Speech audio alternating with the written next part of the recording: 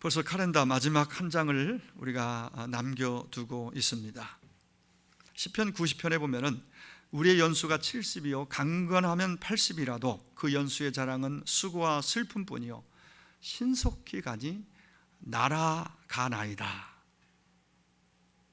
세월이 신속히 날아간다고 표현합니다. 신속히 지나가는 시간, 세월 날아간다. 이걸 금년에는 저도 개인적으로 돌아보면은 제대로 뭐 훈련, 신방 그 어떤 것도 할 수 없었잖아요. 주일날 예배조차도 겨우겨우 지금 어떻게 보면은 드리고 나머지 시간들은 정말 많은 고심을 하기도 하고 기도하면서 언제나 이게 풀리고 해결될까 하는 그러한 미래에 대한 예측도 해보고 또 솔직히 이렇게 지내다가 그냥 싹 지나간 것 같아요. 근데 여전히 지금 우리 예측이었고 연말이면 괜찮지 않겠나, 여름 지나면 괜찮지 않겠나 이러면서 한 해를 지내고 오늘에 이르는 것 같습니다.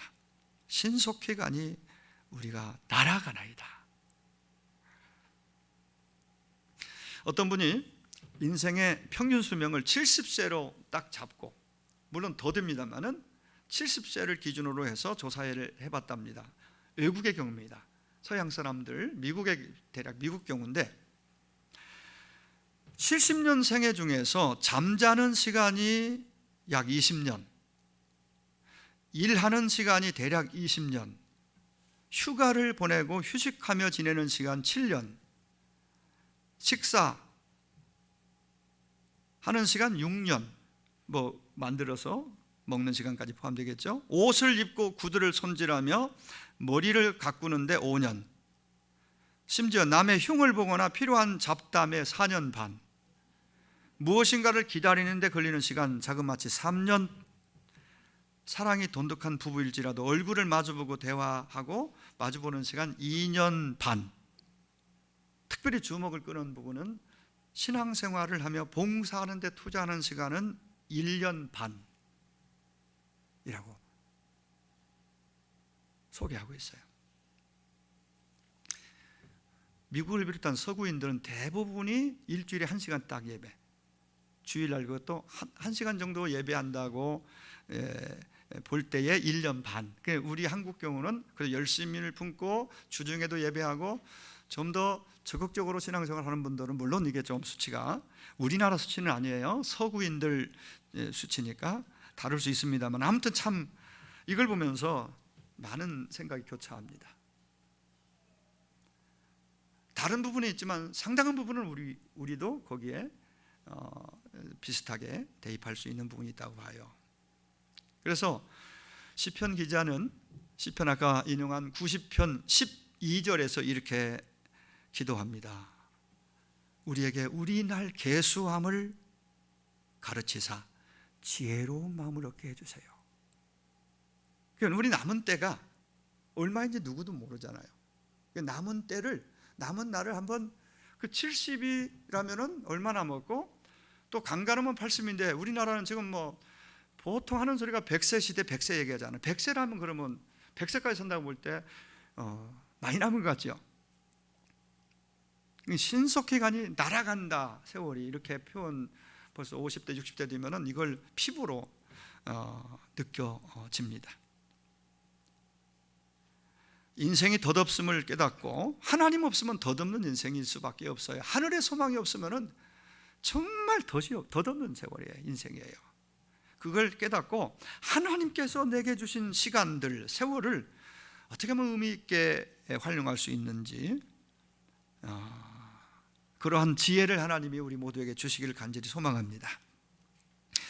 오늘 본문을 통해서 우리가 믿는 예수님 누구신가를 먼저 저는 이 부분은 제가 좀 오늘 본문 설교에서 들어있지 않는 부분인데 자꾸 읽고 묵상하는 가운데 예수님 끝부분에서 예수님은 교회는 그의 몸, 예수님 몸이라는 거기에 포커스를 맞춰서 그 앞절도 또 그분에 대해 예수님이 누구신가 해서 거기에 맞췄는데 갑자기 여러 번 읽고 묵상하는 가운데 여기에 5가지의 마지막 절을 비롯해 5가지의 예수님이 누구신가에 대한 명확한 답을 우리에게 제시해요. 예수님이 누구시냐? 이게 평생 우리가 듣고 배워야 될 부분이잖아요. 배워서 믿고 그리고 믿음대로 따르고 살아야 될, 그게 우리의 신앙인데, 예수님 누구신가? 20절에 보니까 죽은 자 가운데서 다시 부활하신 예수. 물론 하나님이 그를 이렇게 부활시켰다고 얘기하지만 부활하신 예수, 죽고 십자가에 돌아가시고 우리를 위해 돌아가시고 부활하신 예수. 그래서 부활하시고 승천한 하늘 보좌 우편에 앉으신 것까지, 우편에 올라가신 것까지 얘기잖아요. 그 부분, 죽은 자 가운데 부활하신 예수. 또 21절 상반절에 권세와 능력, 주권으로 세상을 다스리시는 왕 되신 예수를 말하고 있다고 봐요. 세 번째는 모든 이름 위에 뛰어난 예수. 모든 이름 위에 뛰어난 예수. 네 번째는 만물을 충만하게 하시는 예수. 다섯 번째는 교회의 머리 되신 예수. 다섯 가지를 명확하게 우리에게 가르쳐주고 있어요. 자, 예수님이 누구신가? 죽은 자가 부활하신 예수, 큰 권세와 능력, 주권으로 세상을 다스리시는 왕이신 예수, 모든 이름 위에 뛰어난 예수, 이름 위에 뛰어난 예수, 만물을 충만하게 하시는 예수, 교회의 머리 되신 예수. 이렇게 예수님 누구신가에 질문을 던지고 보니 다섯 가지의 내용이 딱 짧은 내용 안에 들어있음을 봅니다. 제가 오늘 저와 여러분이 함께 같이 은혜를 나누고자 하는 방향은 사실 그 부분은 아니에요. 물론 예수님이 누구신가에 대한 질문에 대한 대답도 되지만은, 교회의 본질이 뭐냐? 교회가 무엇이고 교회의 의미는 무엇이고, 그러면 교회가 해야 될 가장 중요한 이 땅에서의 역할과 사명은 무엇이냐? 여기까지는 다 말씀드릴 수 없겠지만은 교회의 본질이, 그 특성이 무엇이냐, 의미가 무엇이냐, 이걸 중심으로 우리가 좀 오늘 그 말씀을 좀 배우고 마음에 좀 새겼으면 좋겠습니다. 우리 예수님이 세상에서 사역하시는 동안에, 즉 3년 반 공생의 동안에 두 가지를 중점적으로 하셨습니다. 하나는 제자 삼는 일이고 하나는 교회 세우는 일이었습니다. 물론 주님이 이 땅에 오신 목적은 우리 죄를 다 짊어지시고 죽으시고 부활하사 우리에게 잃어버린 구원을 다시 선물로 주시고 하나님의 자녀의 자리로 우리를 회복시키는, 이게 궁극적인 주님이 이 땅에 오신 목적입니다. 그런데 이 일을 지속적으로 이 땅 가운데 세상 끝날까지, 주님 다시 오실 때까지 이 큰 하나님의 소망이고 우리 주님의 비전을 이루어 가려면은, 즉 모든 사람이 복음을 듣고 믿어 구원에 이르는 그 일을 이루기 위해서는 천사를 통해서 하지 않고 하나님이 직접 하지 아니하시고 이 땅에 어떤 누군가를 통해서 해야 되는데, 하나님의 방식 가운데 하나님의 일하시는 방식이죠. 그게 교회였고 사람이었습니다. 그래서 사도들을 세우셨고 3년 반 동안 특별히, 그리고 어느 시점이 되니까 교회 얘기를 꺼냅니다. 교회를 이 땅에 남기셨다는 거예요. 이 반석 위에 내가 내 교회를 세우니, 내가 이 반석에 내 교회를 세우겠다는 주의 말씀. 그리고 제자들을 부르사 그 중에 12를 택하여 사도라 칭하셨으니, 제자들을 부르는 일은 정말 놀라운, 우리 주님의 마음에 품고 있는 그 비전을 이 땅 가운데 실현하고 세워나가기 위해서 두 가지를 주님은 특별히 생각하고 계셨습니다. 그리고 그 일을 행하셨습니다. 다시 말씀드립니다. 교회와 제자들을 세움으로써 이 땅 가운데 주님이 품고 계셨던 하나님의 나라 세계 비전, 구석구석 이 땅 가운데 복음을 전해서 듣고 믿지 않고 거역하고 거부하는 건 어쩔 수 없습니다. 그 듣지 못해서 구원받지 못하는 사람이 있으면 안 되겠다. 그래서 다 들을 수 있는 기회를 주고, 듣고 이게 진짜 진리구나, 여기에 구원이 있구나 깨닫고 돌아오면은 지난날 어떠한 흉악한 죄인이라 할지라도 가리지 않고 다 받아주시고 용서해 주시고 구원에 이르도록, 그게 기독교가 전하는 기독교의 복음이잖아요. 자, 이 세계 비전, 우리 하나님의 세계 비전, 그걸 위해서 예수님 보내셨고, 예수님이 세계 비전 하나님의 꿈을 이루기 위해서 죽으시고 부활하셨습니다. 그리고 제자를 세웠습니다. 교회를 세웠습니다.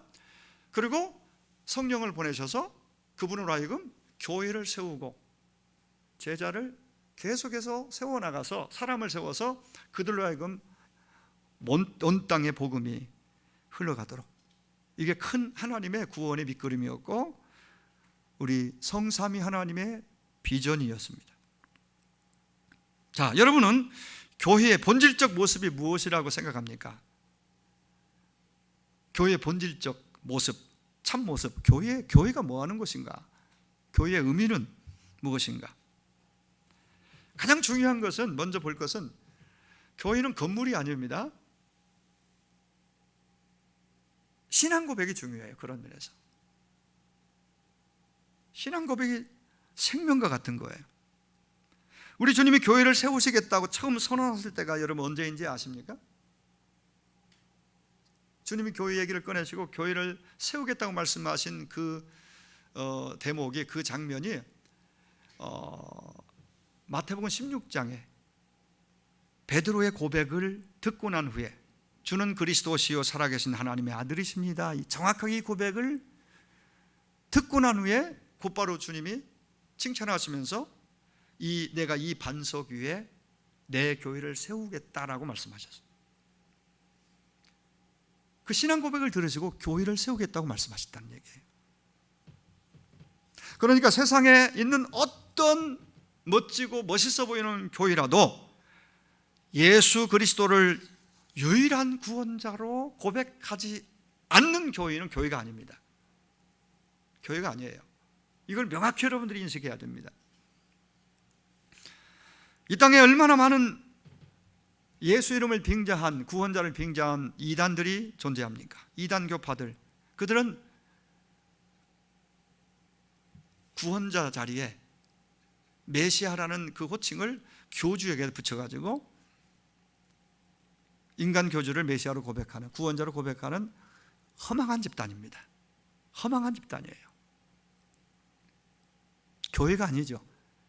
심지어 통일교도 통일교회라고 이렇게 쓰는 경우가 있어요. 어떻게 통일교? 그러니까 교회 건물 같은 전통적 우리가 생각하는 그런 교회 형태의 건물이고 거기에 높이 십자가가 있다고 교회가 아니에요. 사람이 많이 모인다고 교회가 아닙니다. 기독교 신앙의 신앙 고백은 우리가 드렸던 신앙 고백에, 사도신경 신앙 고백에 정확하게 나타나 있습니다. 오직 하나님의 아들 예수님만이 유일한 메시아고 구원자라는 고백을 할 수 있는, 하는, 그게 교회예요. 그런 고백이 있는 공동체, 예수 그리스도만이 구원의 주가 되심을 고백할 수 있는, 고백하고 있는, 고백하는 거룩한 공동체가 바로 교회입니다.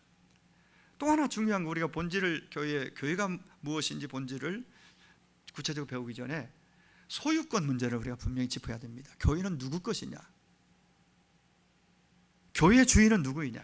많은 교회들이 인간이 자기가 개척했다고, 창립했다고, 교회 건축하는 헌금을 막 전체를 많은 헌금을 냈다고 주인으로 타고 주인 행세하는 것은 극히 잘못된, 벗어난, 너무나 교회를 오해하고 있는, 교회가 교회의 본질도 모르고 의미도 모르는 사람의 모습입니다.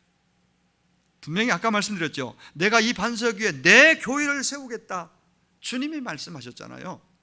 지상의 모든 교회는 주님의 교회입니다.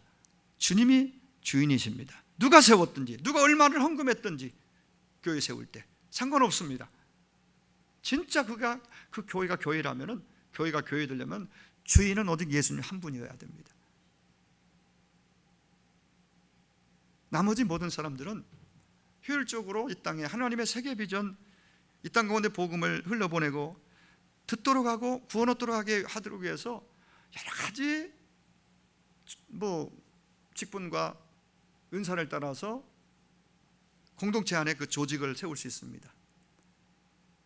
하나님 영광을 드러내고 복음을 전하는데 합당하지 않은 조직은 있던 것도 없앨 수도 있고 없는 것도 세울 수 있습니다. 가장 효율적으로 하나님의 영광을 세상에 드러내고 복음을 전하고 흘러보낼 수 있는 그러한 살아있는 교회 공동체가 되기 위해서 교회 안에 여러 가지 시스템은 얼마든지 프로그램도 바꾸고 바꿀 수 있어요. 그것은 아름다운 전통들은 지킬 수 있지만은, 세워나갈 수 있지만은 그것이 가장 중요한 요소가 되면 안 됩니다. 가장 중요한 교회 안에 중요한 것은 바로 예수, 복음. 그래서 오늘 에베소를 통해서 지난주 우리가 바울이 드렸던 기도를 통해서 우리가 늘상 드리는 기도를 한번 돌아보고 두 가지 큰 기도 제목, 그리고 그 기도 제목을 통해서 우리가 어떤 이미 하나님이 내게 주신, 우리 가정 가운데 주신, 믿음 안에 주신 그 복들을 새겨보고, 저도 일주일 동안 기도하면서 전에는 다르게 내가 전하고 또 마음에 두었기 때문에 그런 기도를 드렸습니다. 자신을 위해서, 자녀들을 위해서도. 지혜와 계시의 영을 하나님이 주시고 나와 자녀손들, 우리 교우들에게 마음의 눈, 영안을 열어주셔서 세 가지, 부르심의 소망, 하나님 나를 부르실 때 하나님의 꿈과 비전, 목적이 무엇인지를 알게 하시고, 그래서 그리고 기업에 이미 내게 허락된 하늘의 기업의 영광을 깨닫고, 그리고 지금도 우리 가운데 하나님 얼마나 크신 능력으로 역사하시고 그 능력이 내게 함께하는 걸 안다면은, 깨닫는다면은 우리가 결코 만만치 않은 세상이지만은 용기를 가지고 담대하게 어떤 상황 속에서도 비굴하지 않고 그렇게 살아갈 수 있다. 그러기에 그런 기도를 우리가 늘 드려야 되겠고 또 드리게 되었습니다. 자, 오늘 교회가 무엇인지, 교회의 의미와 본질에 대해서 좀 더 몇 가지 살펴볼 텐데요. 이걸 알고 나면, 배우고 나면 우리가 교회의 소중함을 여러분이 다시 한번 깨닫게 될 것입니다. 교회의 일원이 되고 지체가 된 것이 얼마나 놀라운 축복인지를 여러분이 인식하게 될 것입니다. 자, 그럼 먼저 교회는 무엇이냐? 교회의 본질, 교회의 의미. 교회는 앞에서도 제가 잠깐 말씀드렸습니다. 건물이 아니라 하늘에 속한 영적 공동체다. 교회는 건물이 아니에요. 이 교회 건물 짓는데 여러분들 수고하신 분들 계시잖아요. 대부분의 분들이 그때 함께했던 분들은 다 참 최선을 다해서 섬기고 헌신하고 몸을 들여서 또 때로는 와서 풀도 뽑고 철근도 기초 놓을 때 엮는 부분도 사진 보니까 있더라고요. 우리 성도들이 와서 수고했던 여러 가지 모습으로 물질로, 몸으로 시간을 들여서, 물질을 들여서 헌신하여 이룬 이 교회. 그러나 이 교회 소중하지만은 이 교회 건물이 교회가 아니에요. 그래서 교회는 예배 드리는 장소로서의 예배 모여서 훈련하고 또 섬기고, 또 우리 이게 많은 분들이 같이 모여서 예배하기 위해서, 훈련하기 위해서, 섬기기 위해서, 성경을 배워서 세상 속에 들어가서 섬김을 실천하고, 그러기 위해서 모여서 우리가 뭐 준비해야 되잖아요. 그런 장소적 개념이에요. 그런 장소에 먼지가 쌓이고 지저분하면 안 되니까 청소도 하고 모여서 식사도 하고 여러 개 다른 것들은 부차적인 거예요. 저 건물을, 그래서 너무 건물이 교회라고 생각하고 교회 막 거룩 걸 거기다 두고 우리가 옛날에는 그런 의식들이 상당히 있었어요. 강단에 올라와서 청소하는 것도 참 두려워서 못하기도 하고 올라오지 못했어요. 자, 세상에 어떤 빌딩, 건물, 아름다운 빌딩보다 사실은 이 예배 드리는 이 장소가 참 소중한 것은 당연하죠. 그럼에도 불구하고 이 건물은 교회가 아니다. 교회는 뭐냐? 하늘에 속한 영적 공동체다. 구원받은 성도들로 이루어진 신앙 공동체로서 이 세상 어느 조직, 어느 공동체와도 그 성격이 근본적으로 다르다고 보면 됩니다. 교회는 그 소속이 땅이 아니라 하늘입니다. 곧 천국에 속해 있는 성도들의 공동체입니다. 신령한 공동체입니다. 빌립보 3장 20절에 우리의 시민권은 하늘에 있다고 말합니다. 무슨 소리예요? 우리의 시민권이, 나는 대한민국 국민이고 안양 시민이잖아요. 여러분도 그렇고 대부분이, 아니면 뭐 군포 시민이든지, 하여튼 이 땅에 우리 시민권자고 대한민국 국민이에요. 근데 사도 바울은 깨닫고 우리의 시민권이 하늘에 있다.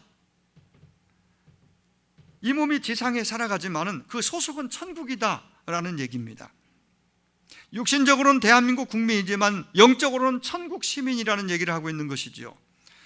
여기서 우리는 분명히 정체성을 확인해야 됩니다. 교회와 성도들의 영적 소속, 우리의 정체성, 여기에 대한 분명한 신앙 고백이 여기서도 드리고 또 어디서든 이 고백을 인식하고 살아야 됩니다. 나는 천국 시민, 하늘에 속한 신령한 영적 공동체의 일원이라는 거, 먼저 이걸 여러분들이 잊지 마시고 마음에 좀 잘 담고 그렇게 가시고 그렇게 사셨으면 좋겠습니다. 다시 말씀드립니다. 화창한 교회는 안양시 석수 이동 화창마을에 주소를 둔 교회이면서 동시에 영적으로 볼 때 천상교회, 하늘에 속한 천상교회의 일원이다. 그렇게 정리하면 될 것 같아요. 천상교회가 무슨 소리예요? 천상교회가? 이건 좀 어려워할 수 있을 것 같아요. 천상교회란 예수 그리스도를 머리로 하는 단 하나뿐인 우주적인 교회, 우주적인 교회. 이 말도 좀 쉽지 않죠. 우주적인 교회. 자, 보세요. 지구상에는 수백만의 교회가 있습니다. 교회가 수백, 수천, 수백, 아마 정확하게 통계를 낼 수 없겠지만은 10명 모여서 저 오지에서 5명 모여서 선교사님과 예배 드려도 그 교회잖아요. 이런 형태의 교회까지 하면 아마 수백만의 교회가 이 땅 가운데 있을 겁니다. 수백만의 교회가 있어요. 우리나라만도 6만여 교회가 있습니다. 교단과 교파가 다르지만은 정상적으로 예수 그리스도를 구주로, 유일한 구주로 고백하는 교회가 약 6만여 교회로 통계가 되어 있습니다. 안양에 약 700교회가 있습니다.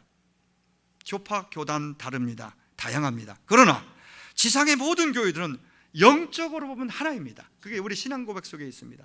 하나예요. 하나라는 사실을 우리는 인정해야 됩니다. 눈에 보이지 않는 천상교회에 소속되어 있다 이 말이죠. 하늘 공동체 천상교회에, 우주적인 하나의 교회에 소속된 그 속한 그러한 소속이 되려면은 조건은 단 하나입니다. 예수 그리스도만이 우리의 유일한 구원자라는 것, 그분만이 나를 위하여 인류의 죄를 위하여 죽으시고 부활하신 구원자로 고백하는 올바른 신앙 고백이 있는 사람이면은 약간 예배의 형태가 다를 수 있습니다. 침례를 줄 수 있고 그 약식 세례를 줄 수 있습니다. 또 뭐 여러 가지 성찬식을 매달 할 수 있고 1년에 2번 할 수 있고, 그 성찬식에 뭐 몇 번 하느냐, 침례를 어떤 식으로 하느냐, 세례를 어떤 식으로 주느냐, 또 뭐 이런 등 여러 가지 교단 교파별로 조금씩 다를 수 있습니다. 그러나 그것은 중요하지 않습니다. 진짜 예수님이 누구신가에 대해서 그분만이 하나님이 보내신 유일한 구원자로 믿는다면 우리는 그들 모두를 인정하게 되고 합력해서 이 땅 모든 땅 가운데, 온 땅 가운데 하나님의 복음이, 하나님의 비전이 이루어져 가는데 쓰임받는, 협력하는 그런 형태를 이루어야 될 것입니다.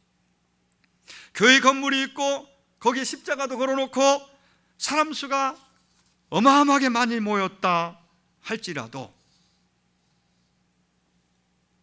그게 예수 그리스도를 구주로 고백하지 않는 집단이라면 그들을 소위 말해서 한마디로 이단이라고 말하죠. 교회라고 부르면 안 돼요. 여러분, 분명히 예수도 없고 예수를 구주로 믿지 않는데 십자가 걸어놓고 하는데도 많이 있어요. 속임수죠. 이단들이 많이 쓰는 술수 가운데 하나라고 합니다. 우리가 인정해야 될 것은 지상교회가 흠결이 있습니다. 흠결이 있어요. 흠이 있고 연약성이 있고 결함이 있어요. 그럴지라도 천상교회에 속한, 정말 신령한 하늘에 속한 진정한 교회라면 예수님의 몸이라는 얘기예요. 예수님의 몸이기 때문에 존귀하다는 거예요. 이걸 인정해야 됩니다. 교회들을, 교회와 교회가, 그리고 성도가 성도를 향한 기본적인 가장 중요한 대하는 태도와 모습은 그를 존귀하게 여겨야 됩니다. 여러분, 지상에 있는 교회들이 완전하지 못한 이유가 뭘까요? 교회 구성원된 저나 여러분이 완전하지 못하기 때문이에요. 내가 완전하지 못한데 교회가 이 교회는 왜 이래 하고 내 안에 있는 허물을 보지 못하고 교회에 또 교우간에 목사나 장로나 권사나 안수집사나 아니 여기는 왜 이렇게 이래 하고 함부로 판단하고 그리고 함부로 말을 하면 안 됩니다. 완벽한 교회는 이 땅 가운데 하나도 없습니다. 그렇기 때문에 지상교회는 때때로 덕스럽지 못한 일들이 생겨져요. 일어나요. 시험거리들이 생깁니다. 이걸 잘 분별하고 이겨나가야 됩니다. 완벽한 교회가 없기 때문에 어느 교회 할 거 없이 멀리서 멀찌감치 보는 거 하고 들어가서 더군다나 사역 현장에서 같이 일하다 보면은 부딪힐 일이 많고 또 생각이 다르기 때문에 논쟁, 언쟁이 생기기도 하고 이런 것들 때문에 좌절하고 이렇게 비판하고 낙심하면 안 됩니다. 하나님께서는 지상교회가 결함, 연약함 이런 것들을 보완해서 할 수 있는 한 가능하면 교회가 정말 아름답게 조화를 이루어서 하나님의 나라를 정말 저들이 나누고 또 누리고 세상 가운데 그렇게 빛을 비추기를 원하세요. 그래서 우리에게 주신 많은 성경의 말씀 가운데서 우리가 부족하기 때문에 서로가 부족하기 때문에 서로 그걸 보완하고 연합하고 그래서 아름다운 교회를 이루어갈 수 있는 비결들을 성경에서 여러 모드로 가르쳐 주십니다. 그 중에 하나가 베드로전서 4장 8절이라고 봅니다. 뜨겁게 서로 사랑하라. 조건 붙이지 말고 용납하고 사랑하라. 이겁니다. 사랑은 허다한 죄를 덮고 그러면 교회는 따뜻한 교회가 된다. 탁월한 사람이 많고 많은 것이 넘쳐도요, 교회가 따뜻하지 못하면요, 교회답지 못한 거예요. 따뜻함이 있어야 됩니다. 온기가 있어야 돼요. 그것은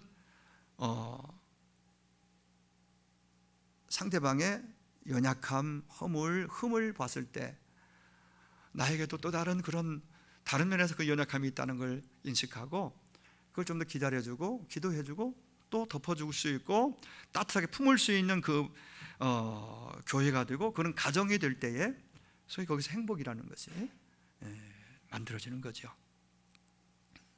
은혜롭고 따뜻한 교회가 되려면 구성원 모두가 서로 힘써서 하나가 되기를, 사랑을 하나 되기를 힘써야 됩니다. 누가 대신해 줄 수 없는 거, 우리 안에서 우리가 서로 기도하면서 힘쓰라고 말합니다. 여러분, 주님께서 기뻐하시는 교회란 건물 사이즈가 아니에요. 얼마나 크고 또 무슨 재료로 지어졌는지, 얼마나 멋진지, 교인 수는 얼마가 되는지 이거 상관없습니다. 정말 그 안에 있는 성도들이, 모든 지체들이 서로 믿음과 사랑으로 하나 되는 것, 이게 가장 주님이 원하시는 모습이에요. 그럴 때에 가장 효율적으로 세상 가운데 교회의 교회다움을 통해서 복음을 전할 수 있고 영향력을 줄 수 있습니다. 선한 영향력으로 지역사회에 하나님의 뜻을 이루어낼 수 있습니다. 여러분, 우리가 구원받은 것은 우리의 행실이 올바라서 의로워서가 아니라 전적으로 100% 하나님의 은혜로 된 것이라는 걸 우리는 듣고 배웠습니다. 이걸 우리는 잊지 말아야 됩니다. 은혜로 내가 구원받았어요. 은혜로. 죄로 인해 영원한 지옥 형벌을 받는 것이 마땅한 내 자신이, 우리가 예수 그리스도를 믿음으로 말미암아 그냥 은혜로 구원을 입었다. 은혜로 받은 것이다. 선물로 받았다. 그리고 지상교회가 천상교회에 속해 있다는 것은 누구든지 교회를 함부로 대하면 안 된다는 의미를 우리에게 보여줍니다. 천상에 속해 있다면요, 교회를 함부로 누구든지 세상 밖에서든 더더군다나 안에 있는 교회에 다니는 사람이 나와 조금 다르다고 누군가를 다른 교회를 함부로 비판하는 것은 주님이 가장 싫어하시는 거예요. 네 눈에 들보를 보지 못하느냐, 비판하는 거 대단히 싫어하세요. 분별하고 내 안에도 또 다른 그런 모습이 있는지 점검하고 교훈을 삼고 자기를 고치려고 그래야지, 지적하고 비판하고 누군가를 공격하는 것은, 이것은 그런 권위를 하나님 우리에게 주시지 않았다고 그랬어요. 진짜 교회가 가장 교회다움, 성도의 성도다움, 우리 믿는 자의 믿는 자다움은 주님의 마음을 품는 거죠. 주님의 눈으로 보는 거죠. 주님의 마음으로, 주님의 눈으로 누군가를 보면은요, 허물이 보이지만은 정말 세상 말로 눈꼴 사납지만은, 그렇다고 그걸, 그리고 다른 사람에게 그걸 이렇게 나가는 것은 주님이 원하시는 바가 아니에요. 교회가 교회답지 못한, 성도가 성도답지 못한 그런 모습이라고 성경은 우리에게 가르쳐 주는 거죠.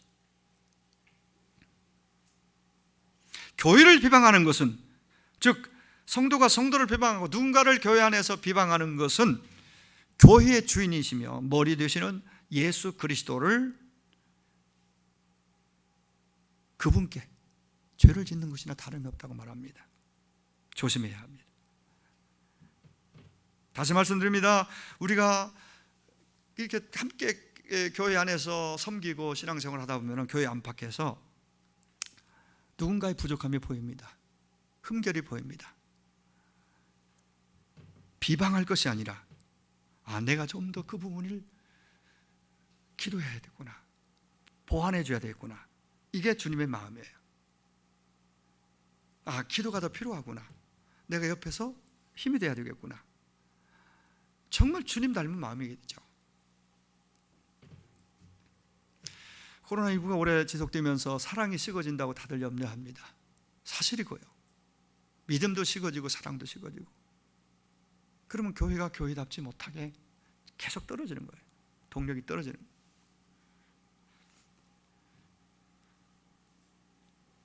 사탄은 할 수만 있으면은 교회를 와해시키고 교회의 힘을 빼는 게 사탄의 목적이죠. 그리고 나누이고 무너지게 하는 거죠. 그러면 자기 목적대로 되는 거예요. 자기 마음대로 되는 거죠. 이단들이 그런 모습이잖아요. 그런 생리를 알고 우리는 정말 부족한 사람, 연약한 사람이 내 눈에 보였다면 위에서 하나님이 그를 존귀하게 세웠으니까, 교회의 지체 일원이니까 주님의 마음으로, 눈으로 보고 품고 기다려주고, 또 옆에서 내가 힘이 되어주고 또 기도해주고, 이게 사랑 아니겠습니까? 누구도 차별하고 그렇게 하면 안 됩니다. 교회에 속한 모든 성도는 주님의 한 지체의 가족이라고 말하지 않습니까? 가족이에요. 우리가 다 함께 화창한 교회의 지체가 되고 구성원이 되고 가족이 된 것을 기뻐하면서 서로 사랑으로 섬길 수 있는 은혜가 있기를 축복합니다. 또 하나 더 말씀드리고 싶은 것은 오늘 본문에 나오죠. 예수 그리스도께서 교회의 머리가 되신다는 것. 교회는 주님의 몸이라는 사실이에요. 하늘에 속한 영적 신령한 공동체이면서 교회는 뭐냐? 교회의 머리는 예수님, 교회는 주님의 몸, 오늘 본문에 나오는 대로. 교회에 대한 설명 가운데 가장 영광스러운 부분이 바로 이거예요. 교회, 그리스도의 몸이래요. 교회가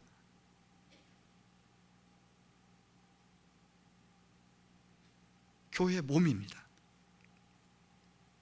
오늘 22절 23절, 또 만물을 그의 발 아래 복종하게 하시고 그를 만물 위에 교회의 머리로 삼으셨느니라. 교회는 그의 몸이니. 예수 그리스도께서 교회의 머리시고 교회는 그의 몸이라는 사실, 여기는 이런 의미를 생각하게 됩니다. 교회는 그리스도의 생명을 공유하고 있다. 한 몸이니까 따로따로일 수 없잖아요. 머리와 몸, 주님의 몸이에요. 교회를 그리스도의 몸이라고 한 것은 교회의 영광스러운 신분을 말해주면서 뿐만 아니라 교회가 그리스도의 생명을 계속 공급받아야만 교회가 교회로서의 이 땅의 사명을 다할 수 있다는 것을 의미합니다. 다시 말하면 교회는 그리스도에게 속해서 그의 명령과 지시를 끊임없이 듣고 따를 때에 교회다움을 이루어 나갈 수 있다 이 말이죠. 그래서 교회 공동체에 멀어지고 말씀에게서 멀어지는 것은 가장 두려운 일입니다. 혹시 몸이 안 좋아서 교회를 나오시지 못하는 상황이 되어서 가정에 예배하신다면 어떤 면에서 더 집중하지 않으면 예배를 제대로 드리기 어렵습니다. 그리고 개인적으로 일주일 동안 지내는 가운데도 전보다 더 한 번이라도 더 교회에 나와야 되는 나올 수 없는 상황이라면 성경을 펴야 돼. 일단 성경을 펴고 읽고 오고 가면서 이 말씀을 자꾸 눈에 보이는 것은 없고 읽고 기도하고 묵상하는 수밖에 없어요. 그리고 힘을 얻어서 또 공동체 예배에 나와서 힘을 얻고, 주님과 우리의 관계를 가장 잘 표현해 주는 비유 하나 말씀드리고 마치려고 합니다. 바로 요한복음 15장에 나오는 포도나무와 가지 비유입니다. 1절에 보면은 나는 포도나무요 내 아버지는 농부라. 그리고 그 다음에 쭉 보면은 하나님 아버지는 농부시고 비유입니다. 예수님은 포도나무고 우리는 그 나무에 붙어있는 가지, 몸에 붙어있는 가지, 손 몸에 붙어있는 손, 발, 입, 코, 귀 이 뜻이 몸으로 보면 그러듯이 가지라 그렇게 표현을 하십니다. 그러면서 포도나무와 가지 비유를 통해서 가장 강조되는 것이 붙어 있으라는 거예요. 가지는 나무에 붙어 있어야 사는 것이고, 붙어 있다 보면은 어느 순간 어느 시점이 가면 거기서 꽃이 피고 열매 맺는 날이 온다. 포도나무의 목적은 열매 아닙니까? 관상수도 아니고 목재로 쓸 수 없고 열매가 생명이에요.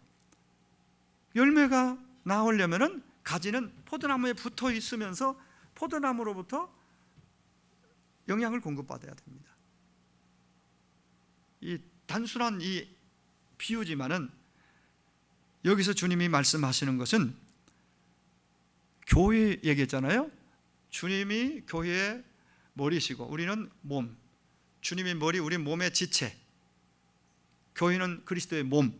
이 원리를 여기 적용하면은 이 말씀 앞에 다시 한번 비춰보면은 포도나무의 가지들이 포도나무에 아까 얘기했어요. 포도나무에 붙어 끊임없이 진액을 공급받을 때만 생명을 유지한다. 떨어져 나가면 당연히 죽어요. 생명을 유지하고 열매를 맺을 수 있다. 두 가지. 붙어 있고 붙어 있어야 생명을 유지, 그리고 열매. 결국 열매는 하나님께 영광이 되고 포도나무 비유에서 우리에게는 기쁨이 된다. 기쁨이 있는 인생, 기쁨이 있는 교회. 그래서 이 땅에서 우리가 주님께 붙어 있어 주님으로부터 은혜를, 진액을 공급받고 은혜를 공급받고, 그래서 그 결과로 열매가 나올 때에 하나님께는 영광이고 우리는 그것으로 인해서 우리가 행복하게 된다. 기쁨이 있는 인생이 된다. 머리와 몸의 비유는 머리로 인해 몸이 존속된다는 걸 강조하기 위함입니다. 지상의 교회들 가운데 머리이신 주님을 따르지 않고 인간적인 자기 생각과 인본주의로 나감으로써 교회의 자격을 상실하는 그런 경우가 생겨요. 더 이상 교회의 몸이 될 수 없는 거죠. 교회가 주님의 몸이라고 했는데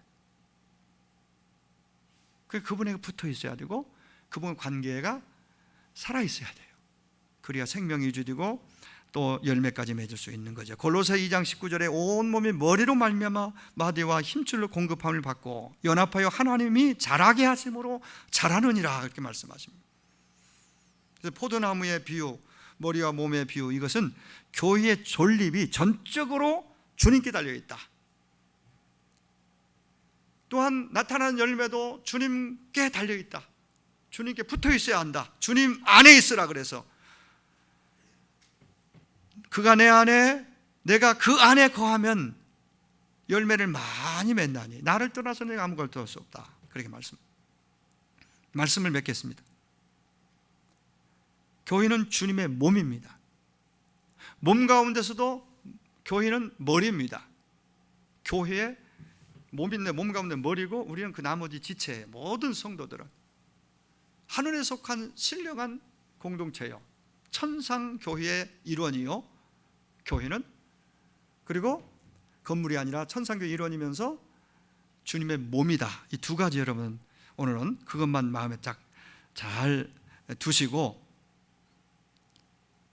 그리고 그렇기 때문에 나는 주님의 몸된 교회의 지체로서 늘 주의 말씀을 잘 받고 은혜를 입어서 그 은혜로, 그 말씀으로 따를 때에 내 인생은 빛을 발하게 되고 향기가 되고, 그게 바로 열매고 하나님의 응답이 이루어지고 기쁨이 있고 놀라운 풍성한 삶의 은혜들이 거기서부터 나오는 것이죠.